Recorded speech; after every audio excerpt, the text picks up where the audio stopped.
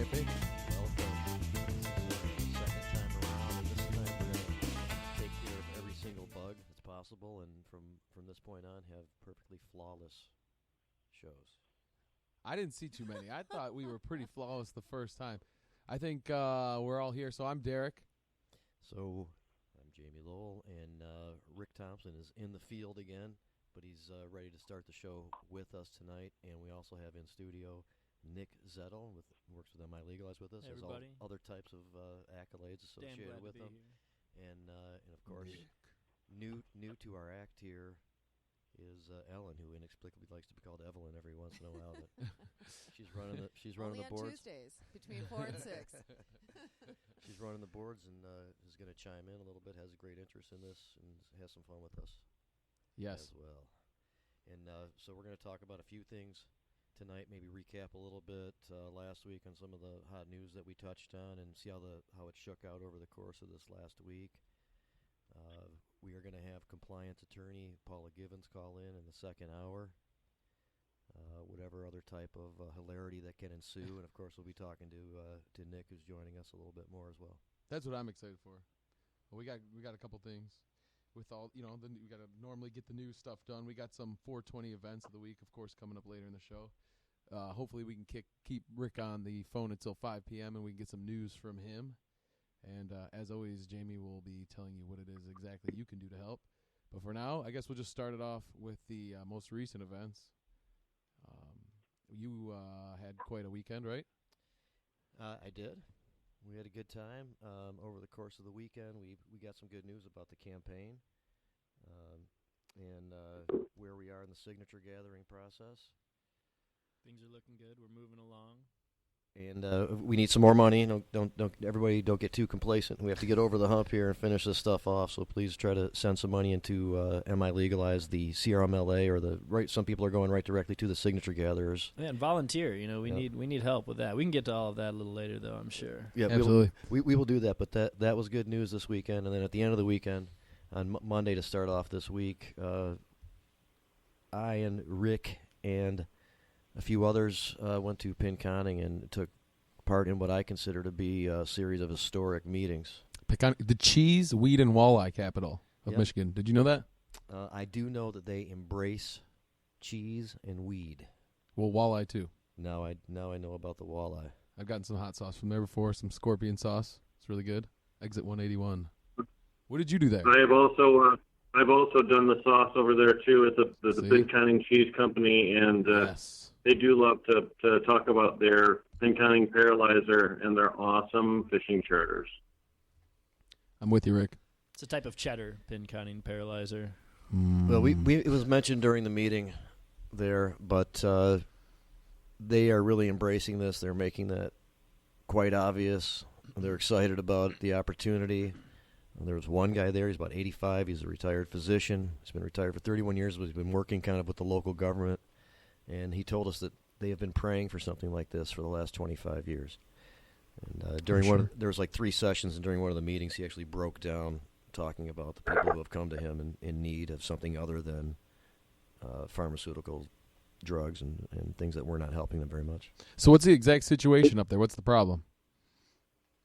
Well, there's not really a problem at all. It's actually all good news. Pinconning has agreed to establish rules to embrace all 5 of the different business types that are articulated in the MMFLA, and they're really going full force. I mean, they're offering 25 cultivation licenses, 25 distribution licenses. Jamie, is that correct? Well, is that what we're talking about? Actually, it's slightly different than that. They're offering 55 Class C licenses, in which there are applications in for all of them at the moment right now.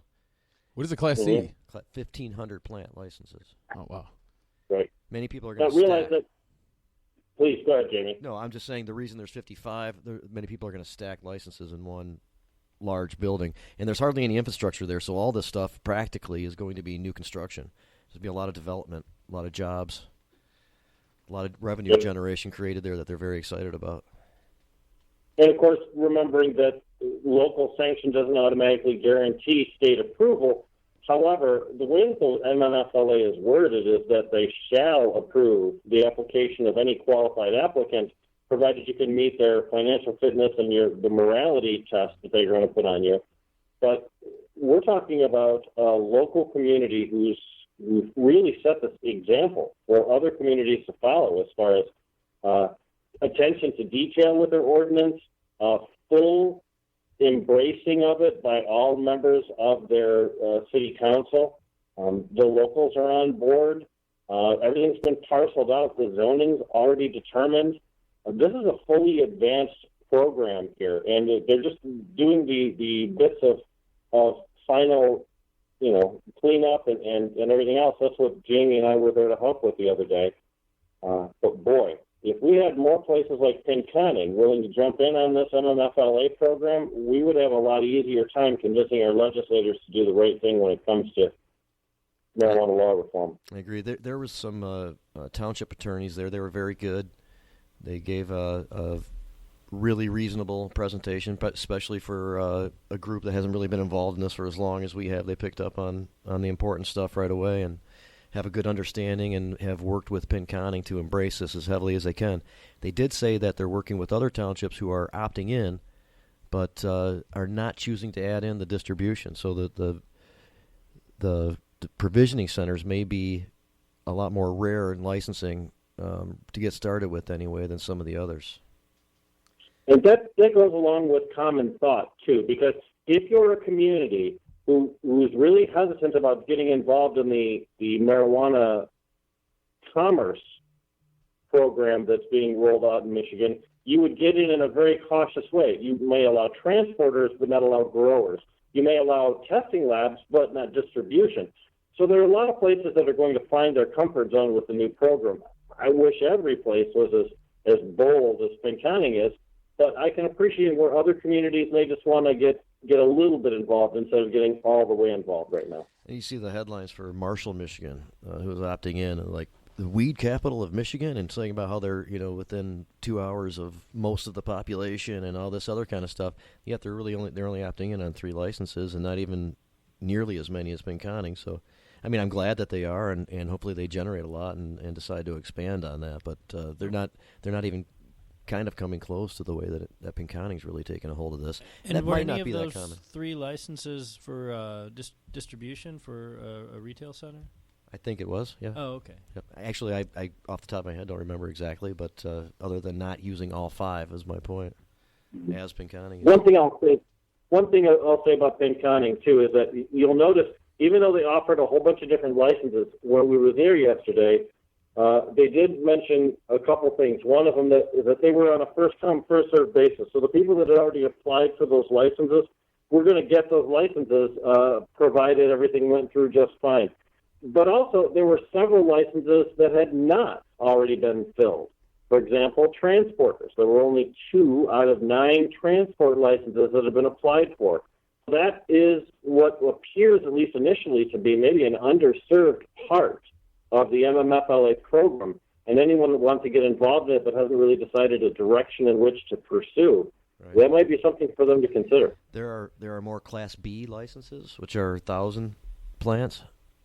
I'm not sure. I don't remember Class A, but yes, there are a couple transport licenses available still. I think there's 4 available in the township.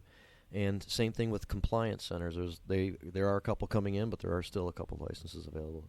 And that's why they say they kind of have a minimum standard and go first come, first serve, as opposed to in some smaller townships where they're limiting things.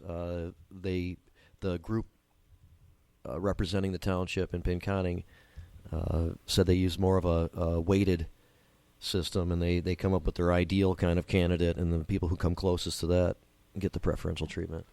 What was the name of the group representing? I don't remember the name of the law firm. They're a law firm out of Okemos, and they seem to be very, very good at what they do. In fact, the lawyer mentioned it was mentioned in the introduction that he's won awards for his work over the years. Well, maybe we can see what we can do about getting them on the horn. Call into the show. Sure.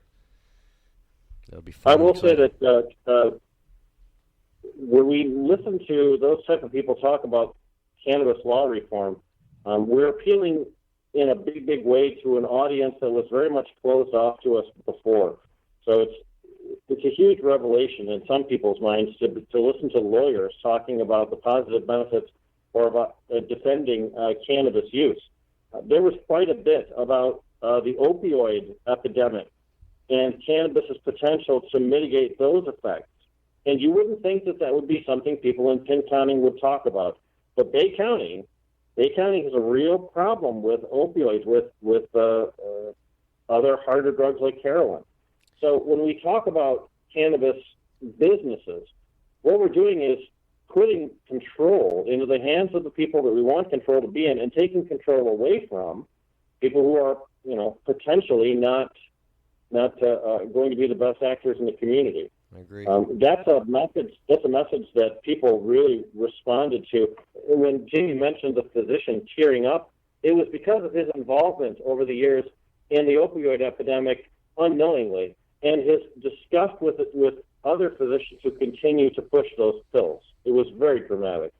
There was very little opposition, but when there was some concern and some questions, people who normally don't know how to answer these things really effectively were pretty quick to point out a very reasonable response. And so I agree with Rick that this message is getting out to the expanded professional groups and lawyers, and they're able to explain the benefits of this, and I think they're buying into it. Just makes sense, and they have now looked at it objectively and have internalized that, it appears.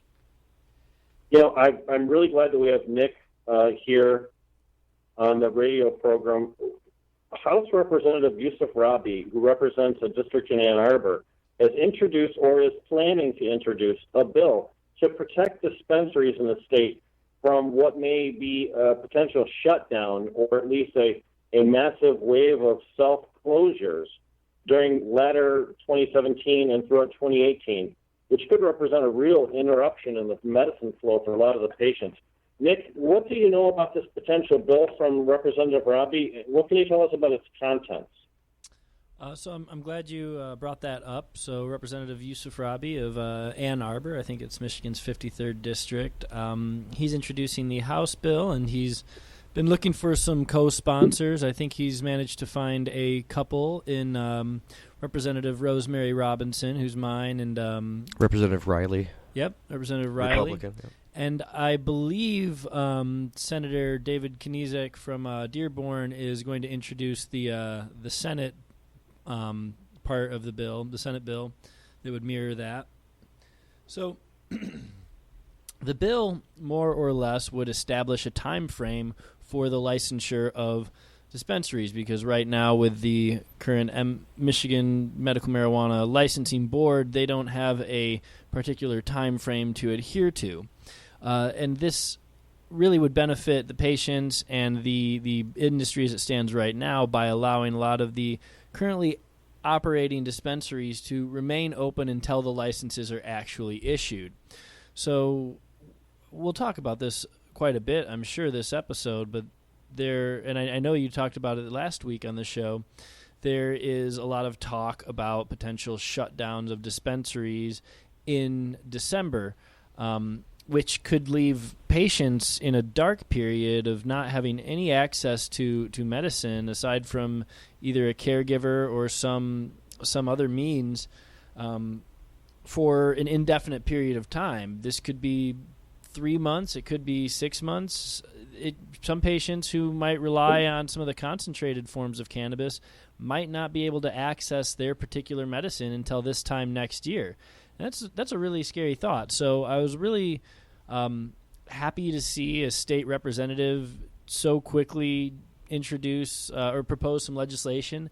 It was either going to be introduced today or sometime this week. So keep an eye out for that. Hopefully we'll be able to have a bit more info on it. But it wouldn't weaken the licensing process at all. I think one thing that it would also do is it wouldn't prevent the state from issuing a license to a facility in a municipality that hasn't yet licensed them.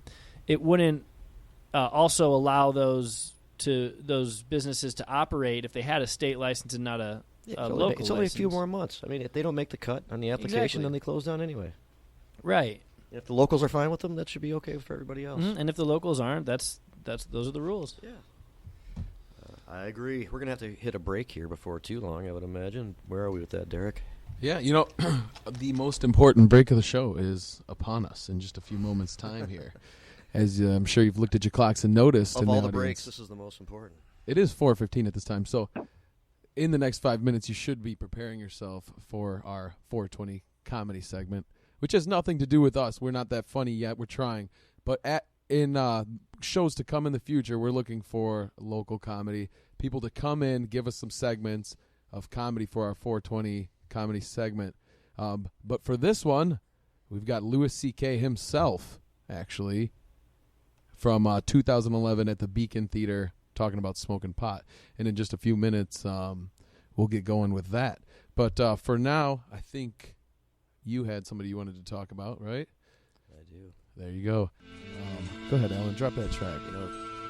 Three Doors Down has been around for years, and as a kid, it was like one of the only places I was aware of, and I learned a lot about the culture of cannabis and different things that were going on that weren't typical at this place. And it continues today, and it's expanded, and there are places in Waterford and Traverse City and Bay City, and they just have they have a wide range of everything for you, including the information that you may need for this culture, and that's kind of a service that you don't get everywhere, and one that they provide, and we're happy to have those guys have interest in our show and help to sponsor us here at the Cabbage Cafe. So much thanks to 3 Doors Down Head Shop and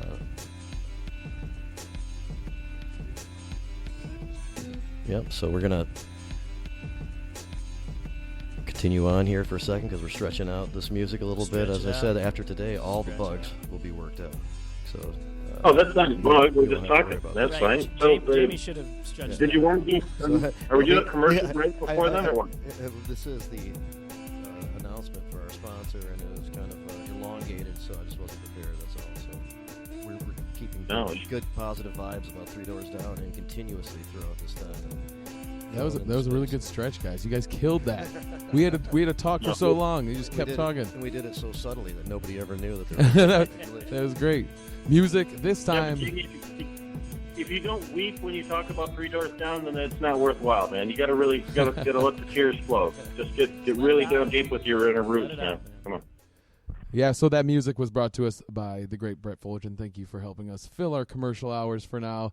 And without further ado, our 420 segment begins now. I can't smoke pot because it's the same thing. I'm too old for it. Sometimes young people come up to me after shows, hey, do you want to smoke some pot? I'm like, can I get my portion to smoke without you alone later? Because I don't want to stand in a parking lot with some 20-year-olds.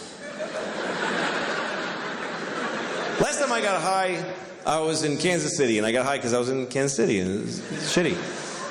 So after the show, so these kids that worked at the club, they're like, you want to smoke some pot? And I'm like, yes. So I'm standing in a parking lot with these kids, like 20 years old, and we're smoking a joint. And I'm taking huge hits because I had no idea. I didn't know they'd been working on this shit like it's the cure for cancer. I didn't understand the fucking technology that's gone into making pot so powerful. Because when I was a kid, you could just smoke a joint for a while. Now you take 2 hits and you go insane. It's not doable anymore.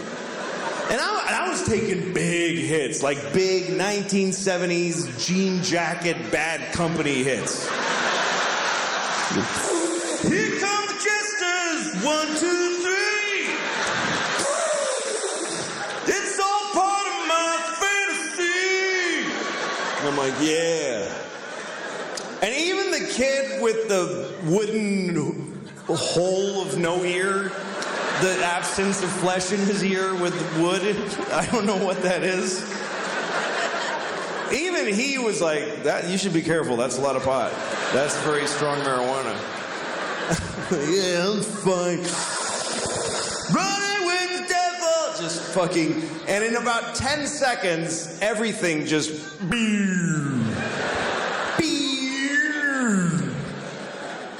and I'm like, oh shit. This is an ordeal now. I'm not going to feel okay for a very long time.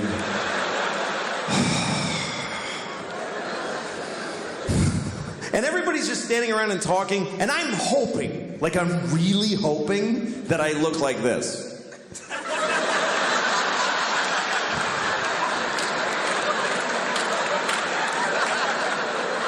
but I'm pretty sure that I was just scanning insanely.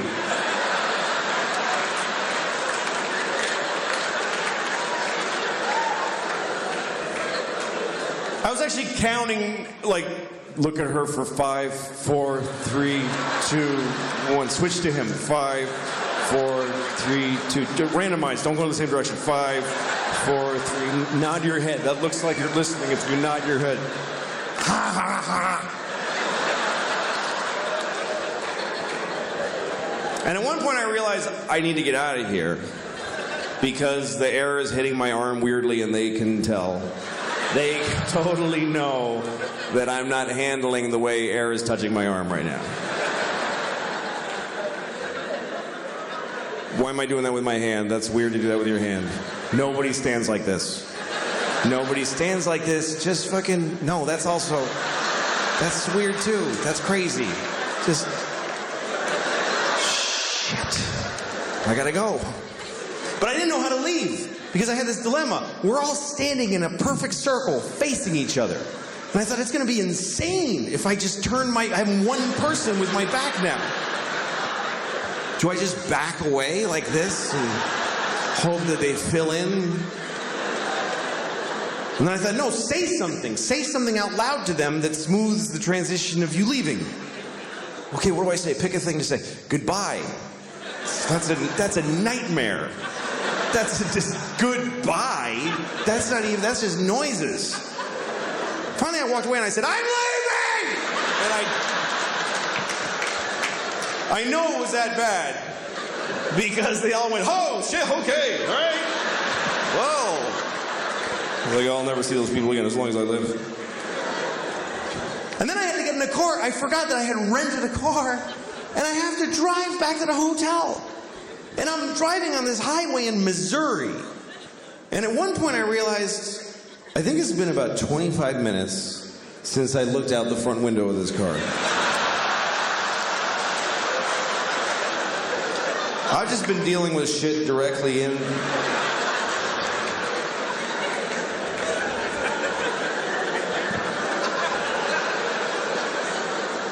Oh, shit. There's a whole spectrum of responsibility out here. I'm supposed to take part in this. And then at one point, I remember I was at a drive-thru, and I was terrified because there's a lady sticking her head out a window, and she's mad. She's going, sir, sir. I just kept saying, I don't know. I had the window closed. I had no fucking idea. What part of the transaction did I pay yet? Have I ordered? Have I been sitting here for 40 minutes just eating at the window and I ate the paper and everything? Sir! And I just went, I don't want it! And I just fucking bolted.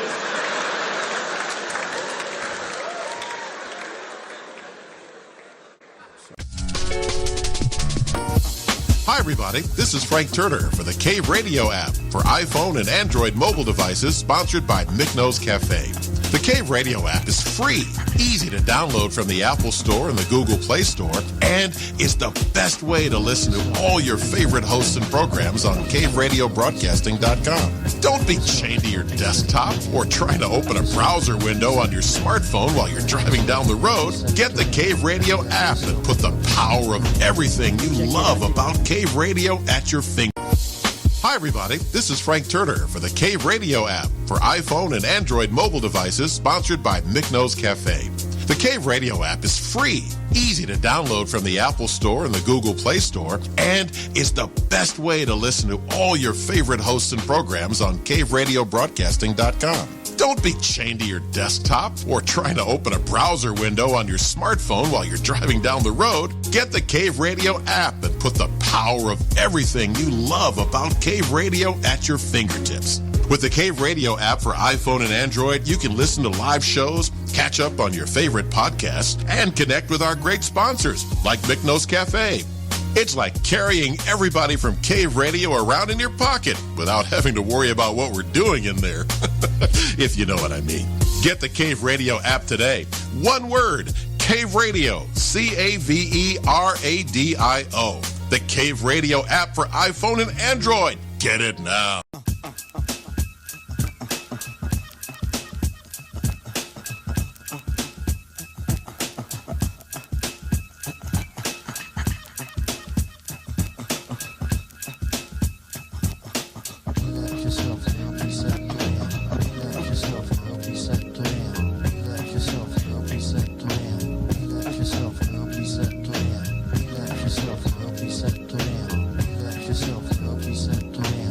Check it out, you got me mesmerized with your black hair and your fat thighs. Street poetry is my everyday, but yo, I gotta stop when you drop my weight.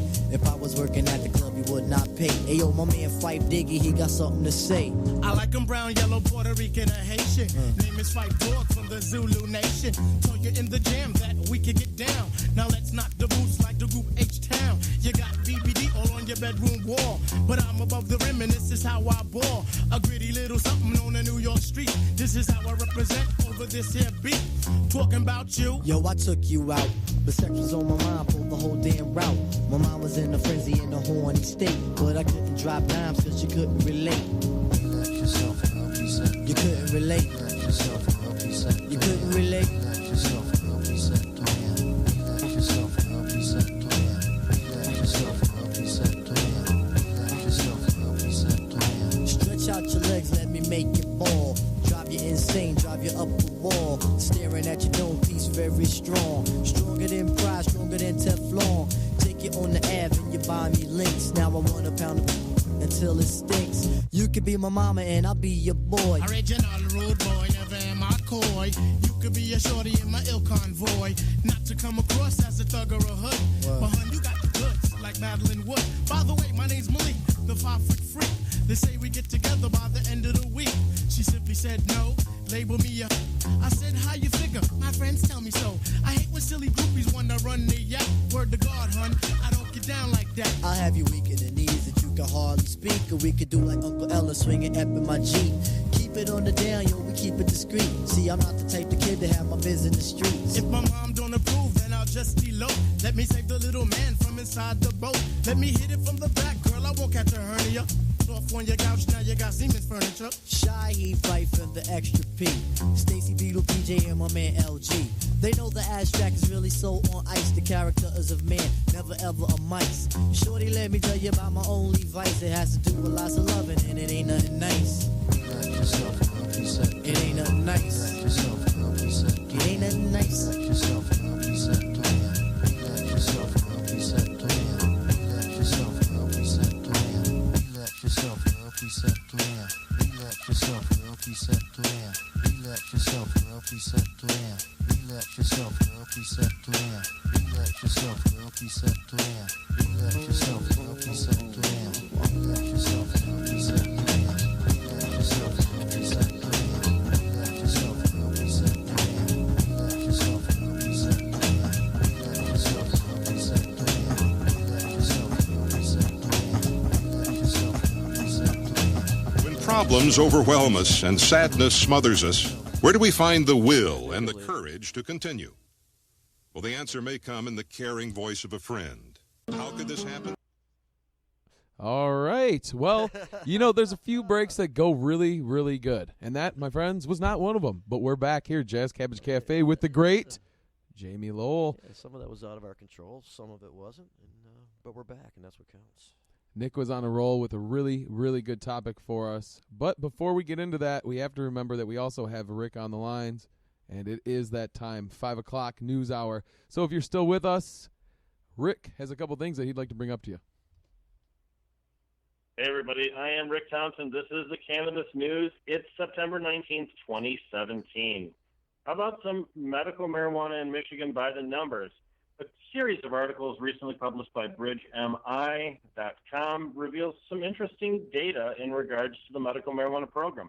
David Harns, spokesman for the Department of Licensing and Regulatory Affairs, says the state collected $9.8 million in 2016 from medical marijuana card fees, which are about $60 per card renewed every 2 years. Revenue is expected to increase significantly starting in 2018 when the state rolls out 5 new licensed types for marijuana businesses, the state will collect a 3% excise tax on gross receipts from dispensaries, as well as a 6% sales tax. The businesses will have to locate in municipalities that adopt ordinances endorsing their operation. Here's how the marijuana tax revenue will be split up. 30% to the state, 25% to cities that opt into the new licensing program, 30% to the counties where facilities are located, 5% to sheriffs, 5% to state police, and 5% to train local law enforcement officers through the MCOLS program. The tax is expected to generate about $74 million per year, according to a House Fiscal and Agency analysis, about $24 million in direct taxes, plus about $50 million from the state sales tax. Remember that $50 million from the state sales tax has a different destination as to where those funds are designated. Michigan still has a long way to go to catch up on other states that have been taxing cannabis sales for years. Did you know that Oregon levies a 17% tax in their recreational marijuana program? They made about $60 million in 2016. Washington State also is expected to collect about $730 million over the next 2 years from a 37% sales tax on marijuana. Guess what? Michigan has more people than both those states combined. The economic benefit of marijuana is the subject of a lot of debate.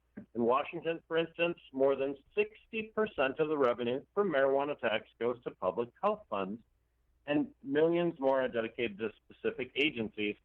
Marijuana Policy Group claims that legalized cannabis in Colorado added 18,000 jobs and $2.4 billion in economic benefits. In Detroit, of course, a city that needs economic benefit, the city had nearly 300 dispensaries until zoning changes drove most of them out of business. The city claims they closed 175 dispensaries last year. That cost the city approximately $1.5 million in property taxes, according to a statement from Richard Clement, legislative assistant to Detroit City Council President Pro Tem George Cushenberry, and a good friend of this program.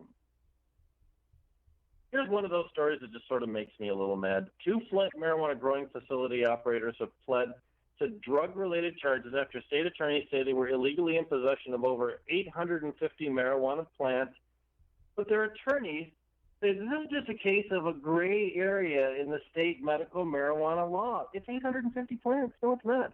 In a plea agreement reached on September 6, 2017, state prosecutors agreed to dismiss 9 of the drug-related charges of each of the 2 defendants pled guilty to 2 misdemeanor counts. And the misdemeanor counts carry a maximum penalty of 2 years, a $25,000 fine.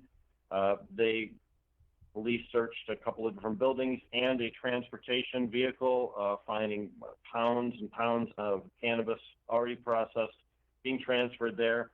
One of the gentlemen said he was a medical marijuana caregiver but was unable to produce his cards when he was arrested. His attorney, Kenneth Scott, argues that the guidelines for counting marijuana plants is unclear. He says, quote, "You may think it's 1 plant in a pot, but if you pull it up and the roots are separate, it's suddenly 2 plants, and now you're in violation of the law." Hey, Scott, you had 850 plants. That means you had 425. That's in violation of the law. But he also argued his client was unfairly searched and believed he was in compliance with the law, explaining that the Fourth Amendment search and seizure rights conflicted with laws pertaining to marijuana. Look, nobody should go to jail for a plant. But if you get caught with 850 plants, please don't plead the medical marijuana defense in the state of Michigan. You make us all look bad. Jamie mentioned earlier in this program a great article calling Marshall the new marijuana capital in the state of Michigan. Marshall used to be the state's capital. Many people don't know that. The city of Marshall is now on its way to becoming the marijuana grow capital of Michigan. Marshall City Council approved necessary zoning ordinances to allow for 3 different types of the 5 different state-authorized services in the city. So far, 1 firm has received city zoning, site plan, and security approval. Manager Tom Tarkowitz said, "We think in Marshall we'll end up with 5 or 6 medical marijuana facilities. They have about 7,000 people, but they're at a fortunate intersection of I-69 and I-94. About 25 to 30 different enterprises expressed interest in locating in the city. And Tarkowitz says 80% of the population of Michigan is within a 2-hour drive of Marshall. So that's a huge draw for the city. A couple of other notes, too. The High Times Medical Cannabis Cup took place earlier this month, and it was another smashing success. Appearing as musical guests were Akon, Bone Thugs and Harmony, local legend Trick Trick, and many others. Also featured were a series of seminars and panel discussions, which are anchored to a large part by Mr. Jamie Lowell and Rick Thompson. I hosted a couple and was featured on one. Lowell hosted more than I did and was featured on more than I was. It was a fantastic event, once again, without major incidents. Rick was Let's also talk about some of these fantastic billboards we've seen around the state. A marijuana-related firm called Weed Maps has brought their own series of weed facts to Michigan with an ongoing petition to support the ongoing petition drive to put marijuana legalization on the 2018 statewide ballot. California-based Weed Maps is a technology and marijuana discovery service. They paid for 22 pro-pot billboards in the Lansing region, 12 around Ann Arbor, and 6 in Metro Detroit, as part of an international campaign also targeting 6 other states and Canada. The billboards feature selective statistics showing unchanged youth use, increased tax revenue, theft reductions, and other developments in states that have already legalized cannabis. 5 different versions are running in Michigan, which is creating and implementing the new medical marijuana regulations. The goal, according to the company, is to provide communities with credible, verifiable facts about the benefits of legal marijuana. Wow. And, folks, that is Cannabis News. It is September 19th, 2017. I'm Rick Thompson. Thanks for listening. Thanks, Rick.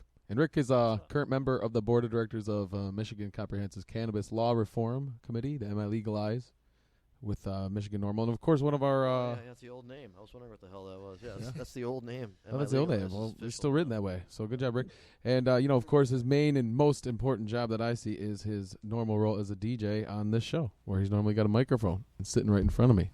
So my day's better that way. Nick, what do you think, man? What were we talking about? Before the news Yeah, it was cycle? good stuff, and we said we were going to get back to it. And, for some reason, I have a short-term memory loss. We were deep in the mix of the medical marijuana licensing board meeting and talking about that. I think we were talking about how Bailey was he wanted to press and make a motion to implement this September 15th cutoff, which was last Friday. And unfortunately, there are dispensaries that have shut down trying to curry some favor with board member Bailey. And, whether that's a, good move on their part or not, in terms of a business standpoint, is up for debate. But we do know that their patients are going to have to look elsewhere, and they've said as much, some of these dispensaries and their spokespeople. But back to Bailey and his decision, I was speaking with fellow MILegalize board members and activist attorneys Matt Abel and Tom Levine about this very thing earlier. And while they don't believe that Bailey or the board have the right to shut down dispensaries or, call for their shutdown and hold the licenses over their head in order to get them to comply, they did essentially say that, as a board member, his job is to approve or disapprove of a license, and he doesn't really need a rule or a motion to pass in order to just express that that's how he's going to view things. Am I wrong about that, Jamie? Well, I mean, it could show up as a challengeable issue if, as I said earlier, if somebody's denied, he got enough votes to go along with his weird theory that if you were operating, after September 15th, that you should be denied. That's going to be challenged.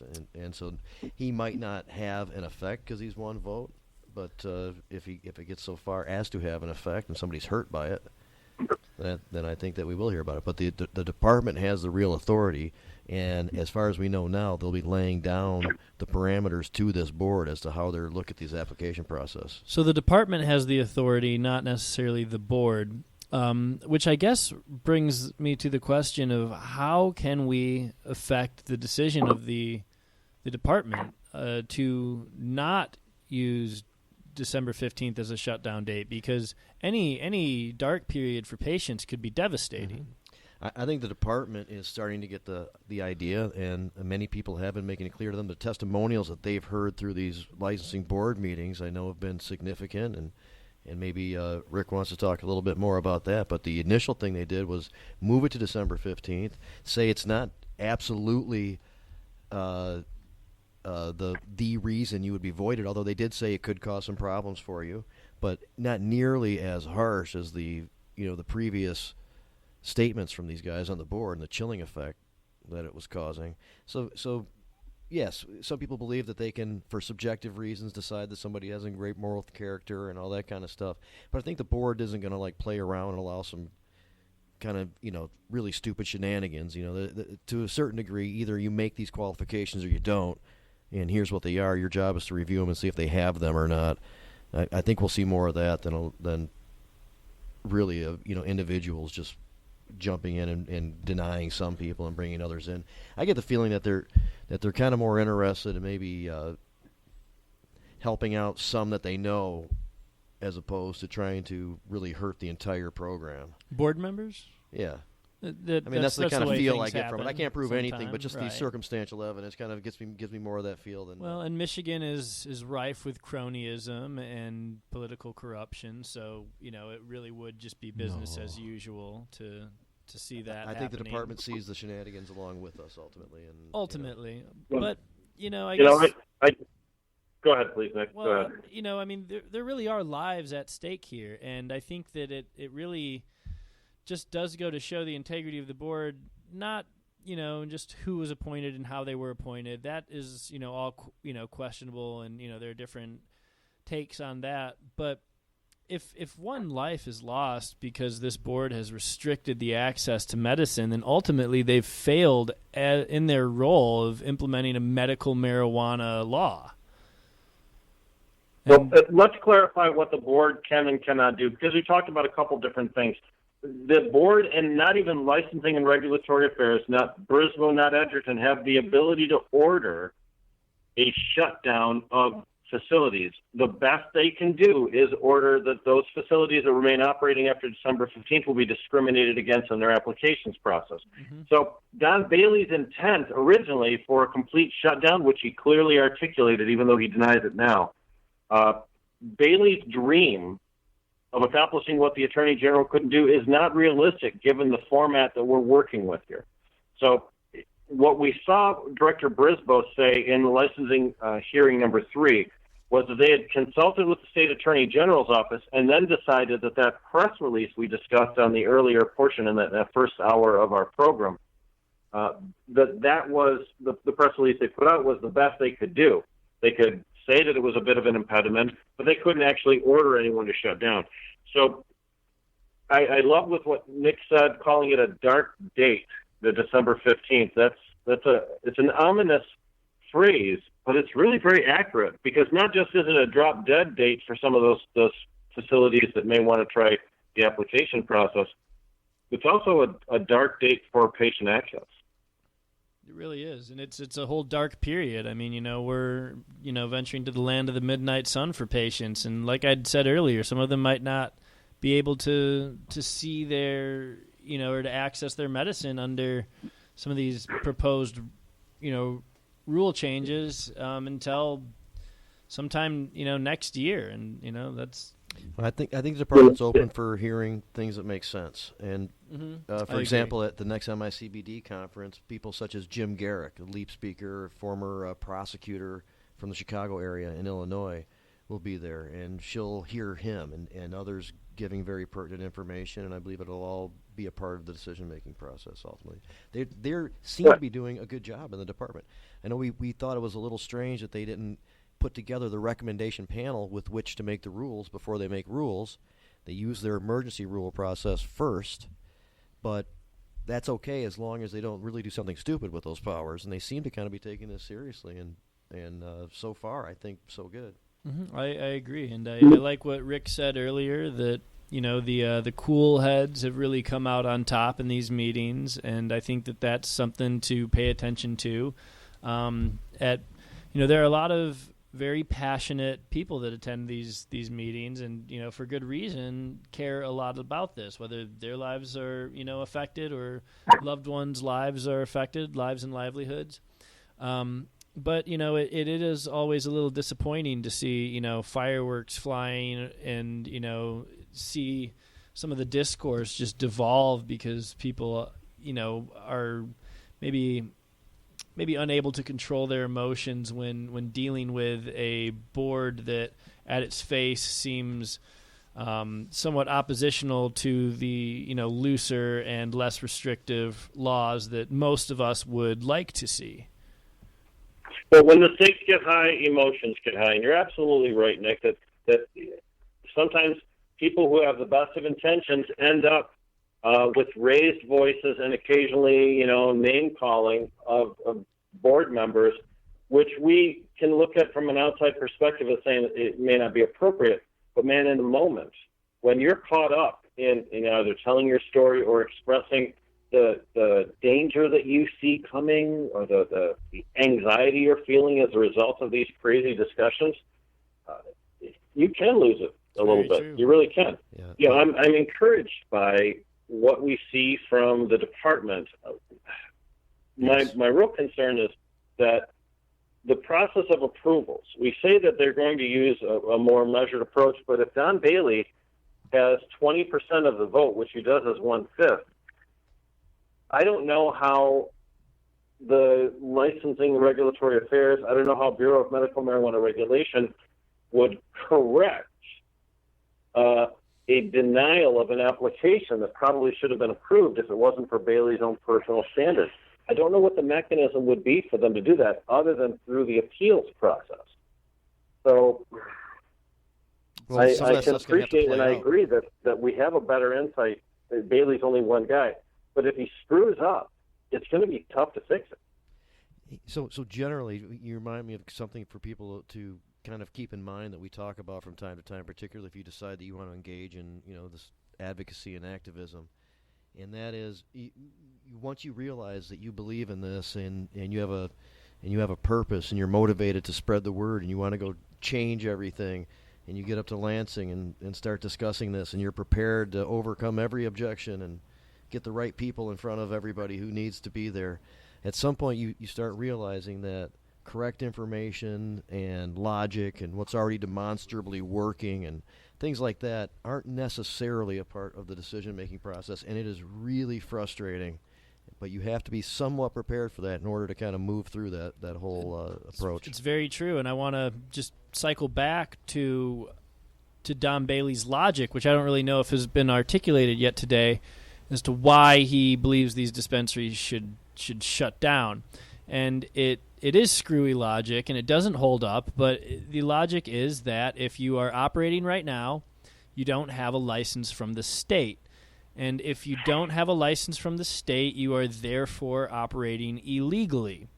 And therefore, if you're operating illegally, when you do get a license, you're not going to be trustworthy to operate within the confines of the law then. And it really is flawed logic for a number of reasons, one of them being that if that's the only law dispensaries now are breaking is that they don't have licensure from the state, I don't think they're going to look for other laws to break when they have a license. But no, also, and if they don't make the cut, they have to shut down anyway. So it would only be for a few more months just to make sure people are covered. It really shouldn't be that big of a deal. But in my opinion, we are joined now, though, by a cannabis compliance attorney who works with the Michigan marijuana law experts, Paula Givens. And we discussed pinconning earlier today and some of the news out of Bay City. And she was at both places yesterday and participating in all of that. Paula, are you there? Can you hear me? Yeah, I am. Thanks for having me, guys. Hi, Awesome. Paula. Hey, thanks a lot. Rick Thompson is with us. Nick Zettell. Hey, Rick. Derek Gauci. So Hey, Derek. Paula, we were just talking about the whole thing with the board and the chilling effect of Bailey and the dispensaries closing down and all that kind of stuff. Do you personally see a solution there that would make more sense than some of the things that are being discussed? So, actually, I do, and I'm hoping this is how they're going to handle it. And it sort of harkens back to how Oregon handled their transition from a medical program to a recreational program. And you are an how they attorney, handled and it you've was- been in several states where they've done this and worked with people in applications. We should preface that you have a lot of experience with all of this, and you worked as a federal attorney and on this issue quite a bit all over the country. Yeah, so I'm a former federal attorney, and I transitioned into the cannabis industry in 2014 through writing a Bank Secrecy Act anti-money laundering program.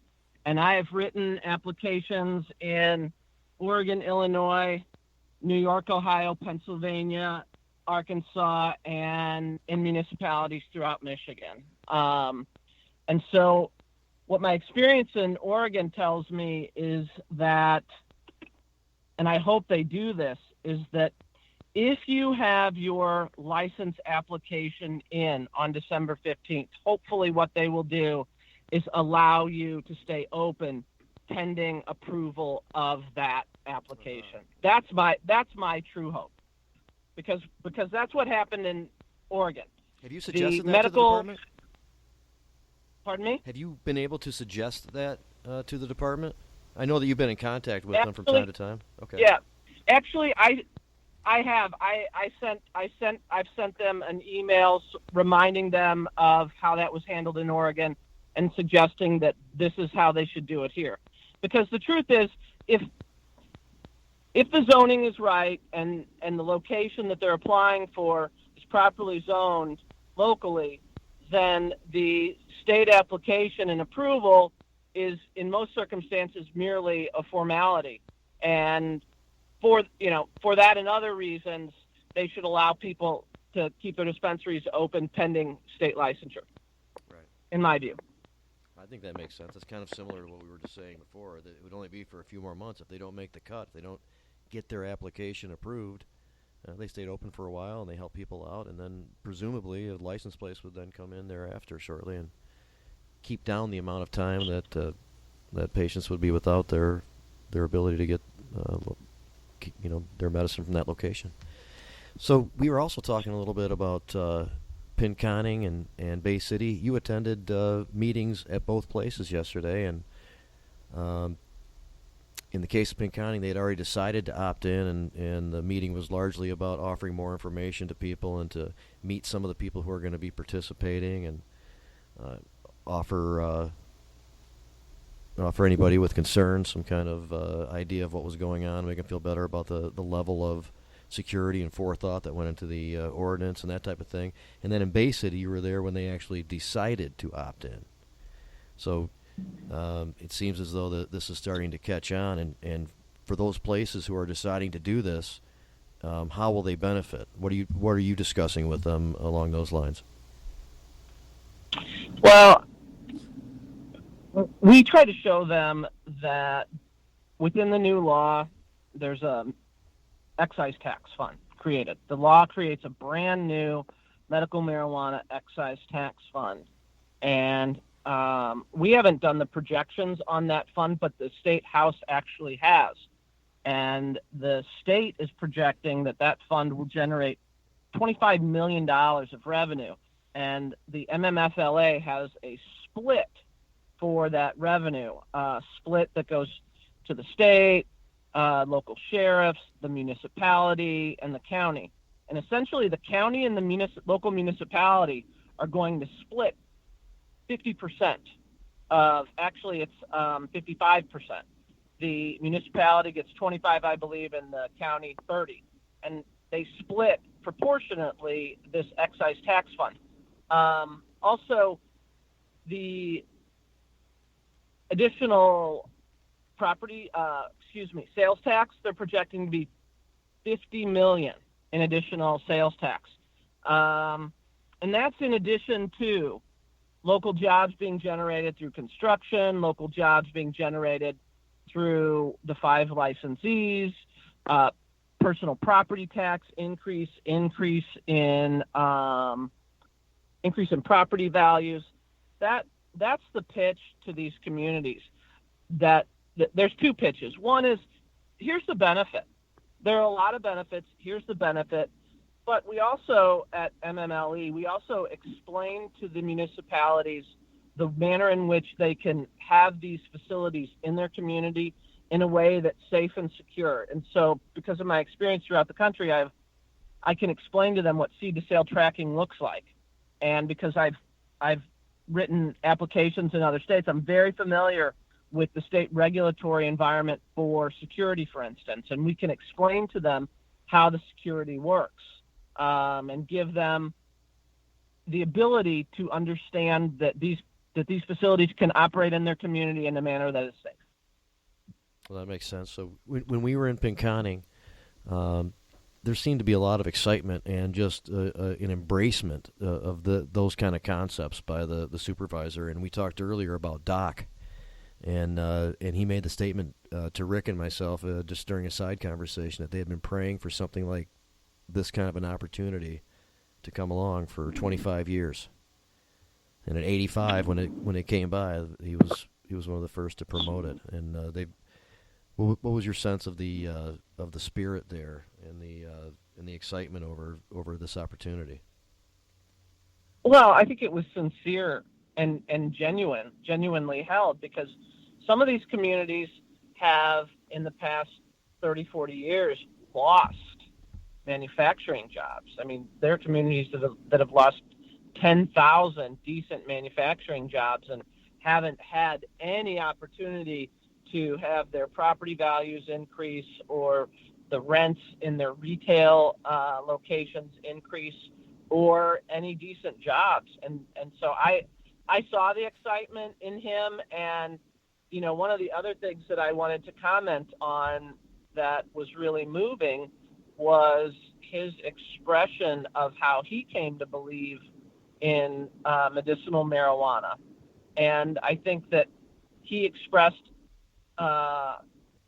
very poignantly how I actually came to embrace it too, is through seeing patients who truly needed it. And I don't think that any of us who want to bring a medical marijuana facility to any of these communities can do it effectively until we assist them in seeing that this is real medicine and that real people are impacted positively by this. And are you noticing us in a certain stage, kind of in process, similar to where other states were at certain times? Are you seeing some similarities? Are we doing an approach that's different enough that it's its own unique animal? Or what are you seeing as far as our rollout here and how it may be functional and how soon it might be functional? You know what? It's the exact same as other states, and because now it's a little different because in Michigan specifically the municipalities have to opt in through an ordinance. In other states, they just go ahead and opt out. In like Oregon, for instance, unless you opt out, you're in. Okay, and so in Oregon, counties opted out. Some cities within those counties had independent votes, but generally the process is the same, of the communities weighing for themselves what these facilities look like in their community, which of these facilities they're willing to have. Is the retail face of medicinal marijuana something they want to embrace in their community? And then working through the process of zoning, where they can locate, how far they're comfortable having these facilities from schools, churches, and other sensitive locations. Yeah, it's pretty common. California's going through this right now. If you follow the MMJ press, you know, you might have seen that some of the big cities in California have opted out while others have opted in or taking licenses, and Michigan's doing the exact same thing that Colorado did. The one thing I want to comment on about that is that for cities that don't embrace it now, that doesn't mean that they won't eventually. And so for people who might have a property that's compliant in a city that isn't excited about it now, once they see that these businesses are operating safely in other communities, I would advocate that people take a second run at trying to get an ordinance in their city. If they can't do it now, there's going to be a time very soon where they might just be able to do that. I agree. I mean, some people or some decision makers in these cities and townships want to see how it actually manifests itself before they pull the trigger and go forward with it. But it seems to me that a lot of the sensationalism is gone now. The discussion can get right to the pertinent facts of how things would work and that type of stuff. And we're doing less and less of explaining from the beginning how it's not this evil thing anymore, and we now know more about it. And I mean, there's a little bit of that, but it seems more the concern is with, as you were discussing, how is this going to work? How are we going to know that it's going to be secure? How are we going to generate revenue from it? How, that type of stuff. And the discussion is largely on those details now. Yeah, I want to mention that at the last Bay City Council meeting, their chief of police trotted out some studies from Colorado that turned out to be sort of reefer madness, sky is falling studies performed by law enforcement associations with data that led to conclusions, but not necessarily any cause and effect between the data and the conclusion. And so it motivated me and MMLE to submit a Freedom of Information Act request to numerous cities that have had dispensaries over the years, including Lansing, Ann Arbor, Flint, and I would have to look at the others. I think it was 5 cities seeking disclosure of the number and the type of crimes that occurred around these dispensaries. And the response we got to most of the requests was that the information you request doesn't exist because there weren't any. And then there were a few where there were some, minor property crimes, I don't know, loitering, littering, something very minor, misdemeanor in nature. And I did that to see if some of the fear mongering, if it was true, because if the data backs it up, then maybe he had a point. And I think that the information that we obtained in response to our Freedom of Information Act request from these municipalities did not bear out that there was really any cause and effect in the studies that he was claiming, at least for us here. I agree. I've heard that same presentation actually by a former chief of police of Livonia down at a meeting in Plymouth, and had the same concerns that they were suggesting a lot of stuff without actually demonstrating the cause. So we are out of time for this particular segment, Paula. We're going to go to a break. You're welcome to hang out if you want and maybe jump in a little bit more afterward, but for all intents and purposes, we're going to wind it down for a second here and take a break. When problems overwhelm us and sadness smothers us, where do we find the will and the courage to continue?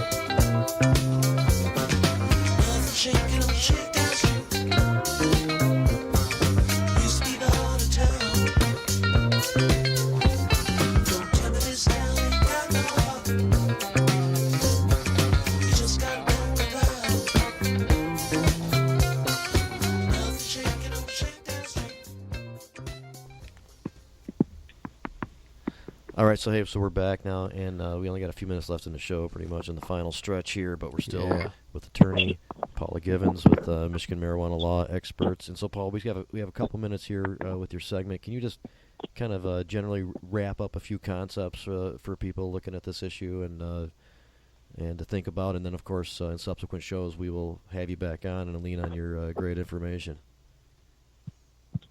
Sure. So really what we've been talking about is municipalities. And everybody knows that the reason we're talking about that is because the MMFLA requires an ordinance allowing these uses, right? So you probably have many listeners who would like to become licensed and would like to learn how to do that. And I think what we would tell them is they start off with their municipality and talking about this and working with them on an ordinance. I agree. And as we said before, a lot of these places are a lot more open to talking to people seriously about it and getting right to the facts and getting over a lot of the previous sensationalism that we had to kind of wade through in years past. So there are lines of communication that make sense when you go to do this. That's true. Then there are the other communities that are, hell no, why are you calling us? You're the 100th call we've had today. Stop calling. I hate you. And what's interesting about that, and Jamie, you and I know this, if they are a city or a township that has a charter, that we can help them gather signatures to put a ballot measure before the citizens to vote on it. Yep. So certain individuals, depending on where they want to locate these businesses, are not totally powerless and at the entire mercy of their municipality. That is true. We've seen it already. It's been in Lansing and Detroit. Of course, historically, there's been local initiatives that have led to statewide action, including what we're doing right now. And I think for implementation, we'll see a lot more of it. And Detroit, Lansing, some other places are already discussing it.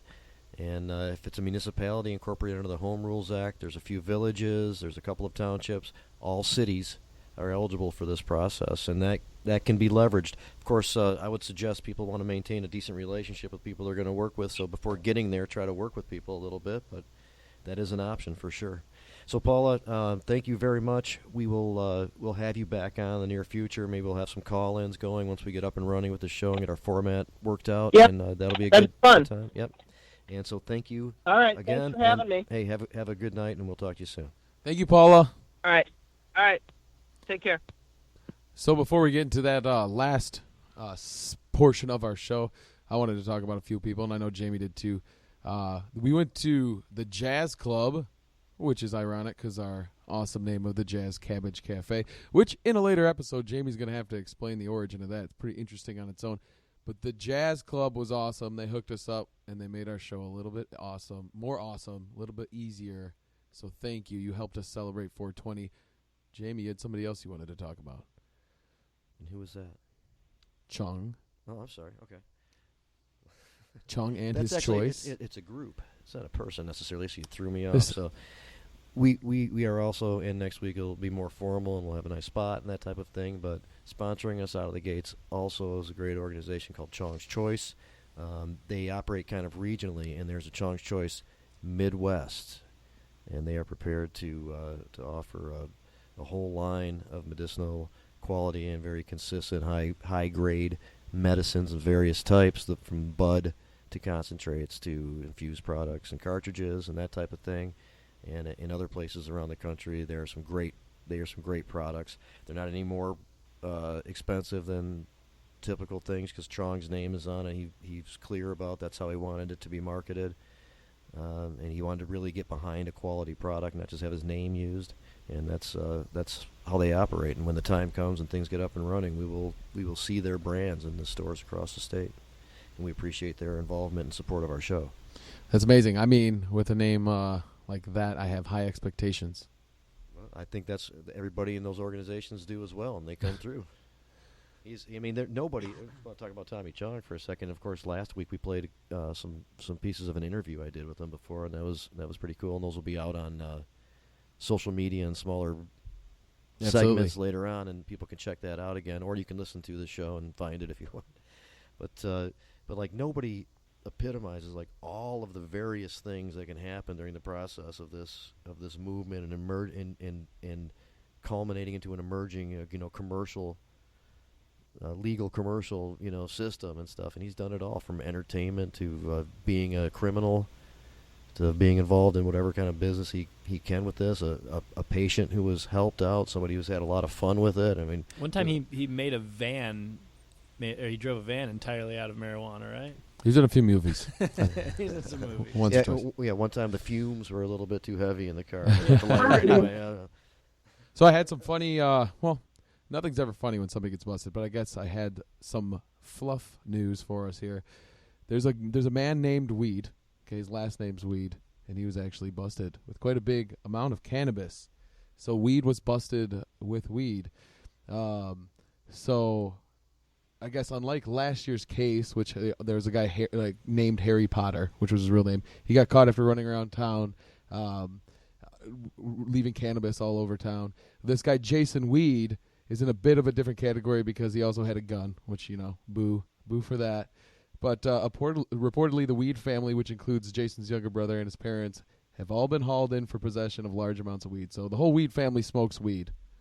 I mean, which I think is pretty cool. The gun part, not so much. But the crazy part to me was on the Oakland police page, so it was in Oakland, OKCPD's Facebook page. They actually posted this, as a social media post, and got quite a bit of attention. They get all happy and they get a boner whenever they get to bust somebody, and they think it's funny. I'm sure they laughed at him, but nowhere in your description did anybody get hurt, and did we hear nobody if got they hurt. Had a proper permit for the gun or not? Or they choose to make a bigger deal about that, even when people do properly register their firearms, and there's not involved in any kind of an issue with the possession of cannabis. Yeah, no violent crimes there, just the cannabis, just the gun, self-protection. Yeah. So and it was just a big joke to them, and their family's going to have to go to I'd court. like to get in here too. I'm sorry, I just wanted to mention that Tommy Chong has a history of showing up in Michigan and doing good things for us. In conjunction with BDT's pipe and tobacco shops, Tommy was awarded the key to the city in Hazel Park.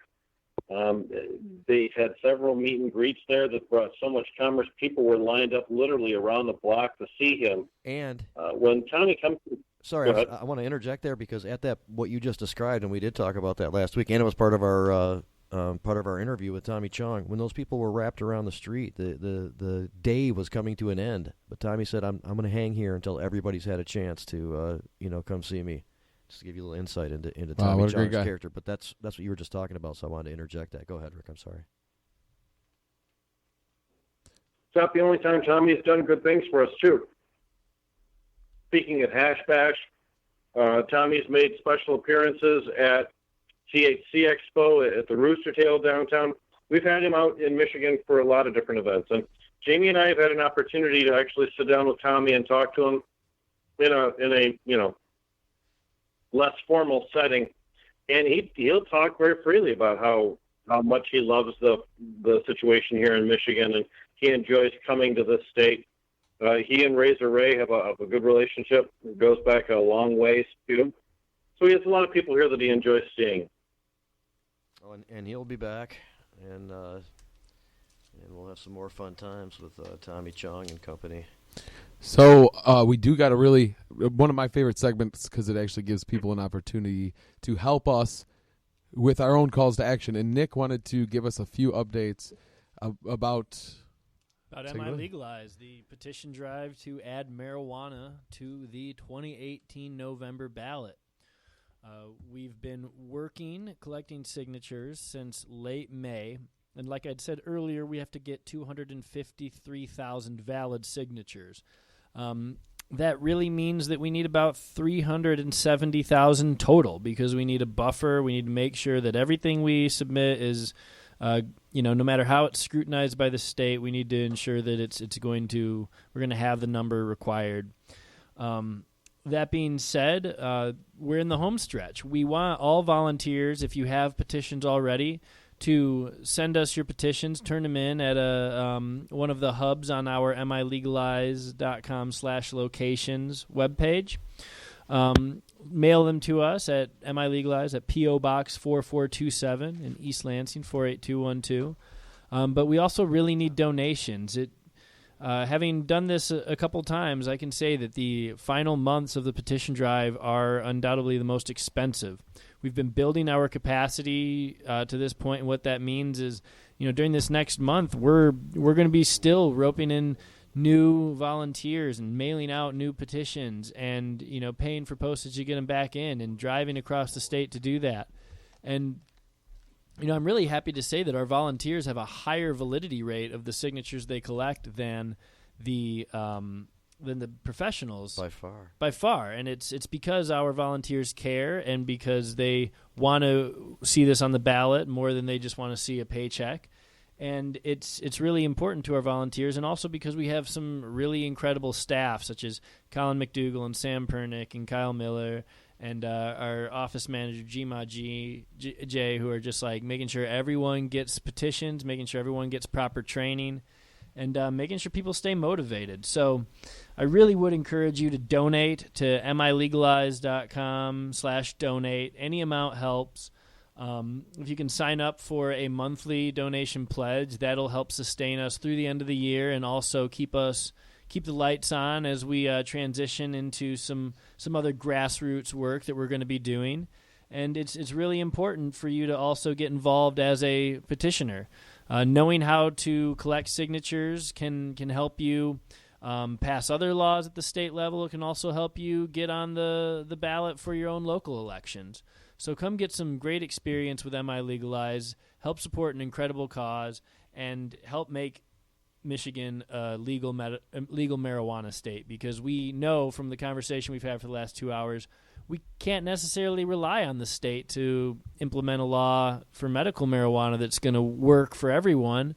So let's make it so that you don't need a card to go purchase cannabis from the store, and let's make it so that we have an easily accessible cannabis industry. So, again, join us at MILegalize.com. Email us at info@MILegalize.com and find out how you can help. The clear message of the show, weed has the potential of becoming completely legalized, and there are ways that we can help. So that's amazing. There's a group out there trying to do this. All the events that we talk about with MILegalize, attend those if you can. Yeah, attend those. We have some other events coming up. We're going to be doing a fundraiser at the Cannabis Council in Detroit on October 20th. I think we're going to be doing a dinner on October 15th in Ann Arbor. I'll have more solid dates and info on those next week. And, of course, tomorrow, which is September 20th. September Wednesday, 20th. 7 to 9 p.m., the Home of Medicine. We will be... Who's going to be there? We'll be there with John Sinclair. Jamie's going to be the legendary John Sinclair. And also, Razor Ray and Maruga Booker are not slouches themselves. No, they'll be there as well, providing the music. Well, thank you, everybody, for listening. That's all she wrote. Jamie, you did great today. That makes one of us. Nick, amazing job. Ellen? Thank you. Evelyn? Listen to that voice. Come on, give us a few more words on here. Okay, don't just have a good day. Have a good life. Make it amazing. Thank you. And for tuning in to Jazz Cabbage Cafe. Rick Thompson. Rick Thompson, are you still here? We love you, Rick. Yeah, I'm still here. You bet. Thanks for Jamie. We remembered you there. All right, thanks for listening. Jazz Cabbage Cafe.